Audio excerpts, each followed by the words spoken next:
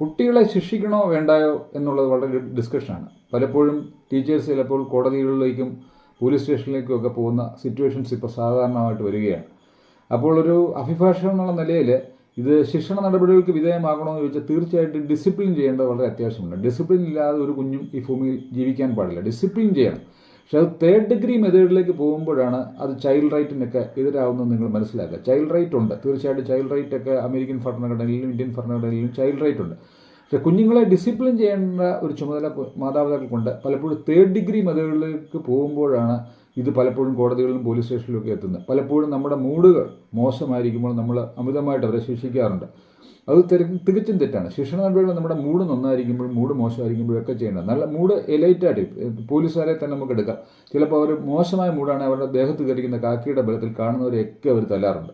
അത് ശരിക്കും അതൊരു ശിക്ഷണ നടപടികൾക്ക് വേണ്ടിയല്ല, ചുമ്മാ തോന്നുന്ന വഴി പോകുന്നവരെയൊക്കെ അടിച്ച് തറയിലിടും. അപ്പോൾ അതൊക്കെ ഹ്യൂമൻ റൈറ്റിനും വയലേഷനൊക്കെ എതിരാണ്. അതുപോലെ തന്നെയാണ് ഈ കുഞ്ഞുങ്ങളുടെ കാര്യത്തിൽ. നമുക്ക് ഫസ്റ്റ് ഡിഗ്രി മുതൽ തേർഡ് ഡിഗ്രി വരെ പല രീതിയിൽ കുഞ്ഞുങ്ങളെ ശിക്ഷിക്കാൻ സാധിക്കും. ഫസ്റ്റ് ഡിഗ്രി എന്ന് പറഞ്ഞാൽ വളരെ ചെറിയ ഡിസിപ്ലിൻ പ്രോസസ്സുണ്ട്. അതായത് കുഞ്ഞുങ്ങൾ ഒരു കുറ്റം ചെയ്യുമ്പോൾ അവരെ ഒരു മൂലയ്ക്കോട്ട് മാറ്റി ഒരു മണിക്കൂർ മാറ്റി നിർത്താം, അല്ലെങ്കിൽ ഒരു നേരത്തെ ആഹാരം കൊടുക്കാതിരിക്കുക, അല്ലെങ്കിൽ അവരോട് മിണ്ടാതിരിക്കുക, അല്ലെങ്കിൽ ക്ലാസ്സിന് വെളിയിൽ. ഇതൊക്കെ സെക്കൻഡ് ഡിഗ്രിയിൽ വരുമ്പോൾ ക്ലാസ്സിന് വെളിയിലൊക്കെ ഒന്ന് ഇറക്കി നിർത്താം.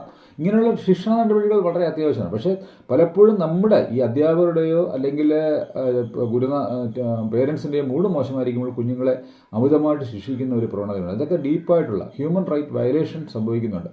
പലപ്പോഴും നമ്മുടെ മൂഡ് എന്ന് പറയുന്നൊരു കാര്യം പലപ്പോഴും നമ്മൾ വളരെ പ്രാധാന്യം അർഹിക്കുന്ന കാര്യമാണ്. ഖുശ്വന്ത് സിംഗ് എന്ന് പറഞ്ഞ ഇന്ത്യയുടെ ഒരു പ്രധാന എഴുത്തുകാരൻ ഒരിക്കൽ വിക്ടോറിയ ടെർമിനസിന് മുമ്പിൽ ഭിക്ഷക്കാരനായിട്ട് വേഷം കിട്ടി 1980s അദ്ദേഹത്തിന് വൈകിട്ടായപ്പോൾ 3500 രൂപ അന്നൊരു IAS ഉദ്യോഗസ്ഥൻ്റെ സാലറി കിട്ടി.